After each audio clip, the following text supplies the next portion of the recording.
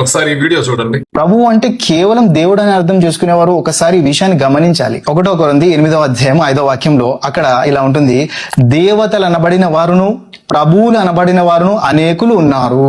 ప్రభువులు అనబడిన వారు అనేకులు ఉన్నారు, ఒకళ్ళు ఇద్దరు మాత్రమే కాదు. జడ్జిని లాయర్ పిలుస్తున్నాడు, థ్యాంక్ యూ మై లార్డ్ అని, నా ప్రభువుకి కృతజ్ఞతలు అని. అయితే ఇక్కడ ఏ ఉద్దేశంతో లాయర్ జడ్జిని మై లార్డ్ అంటున్నాడు? దేవుడు అనే ఉద్దేశంతోనేనా? ఇప్పుడు ఇతను చెప్పిన దాన్ని బట్టి మనం కానీ చూసుకుంటే 1 కొరింథీయుల పత్రిక 8వ అధ్యాయము 5వ వచనము, ఇదిగోండి, దేవతలు అనబడిన వారు ప్రభువులు అనబడిన వారు అనేకులు ఉన్నారు, ఆకాశమందునైనను భూమి మీదనైనను దేవతలు అనబడి ఉన్నను మనకు ఒక్కడే దేవుడు, ఆయనే తండ్రి, ఆయన నుండి సమస్తము కలిగెను, ఆయన నిమిత్తం మనం ఉన్నాము.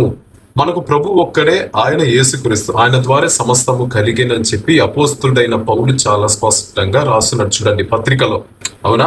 ఈ దేవతలు అనబడిన వారు ప్రభువులు అనబడిన వారు అనేకులు ఉన్నారు అనే దాని ఉద్దేశం ఏంది అని అంటే, కొందరు మనుషులు ఏంది అని అంటే సొంతంగా వాళ్ళే ఒక దేవతల్ని లేదా ఒక దేవుళ్ళని తయారు చేసేసుకొని ఈయనే మా దేవుడు, ఈయనే మా ప్రభు అని చెప్పి వాటిని ఆరాధిస్తుంటారు అనేది ఈ వాక్యం యొక్క అర్థం అనమాట. పైన ఆకాశం మీదనైనాను కింద భూమి మీద ఎంతమంది దేవతలుగా ఎంతమంది ప్రభువులుగా ఉన్నా కూడా మనకు ప్రభువు మాత్రం ఒక్కడే, ఆయనే యేసుక్రీస్తు, ఆయన నుండే సమస్తము కలిగినది అని ఈ వాక్యం యొక్క ఉద్దేశం అనమాట.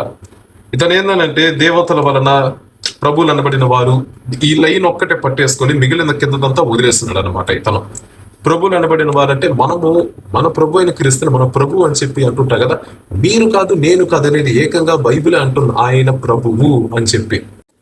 అత్యున్నత సింహాసనం మీద తండ్రి కుడి చేతి పక్కన కూర్చొని ఉంటే నిత్యము దేవదూతల చేత ఆరాధింపబడతా ఉంటాడు ఆయన పరిశుద్ధుడు అని చెప్పి, మరి అతని ప్రభువు కాకుండా ఇంకేమని పిలవాలైతే? కొంచెం ఆలోచించాలి చెప్పే ముందు.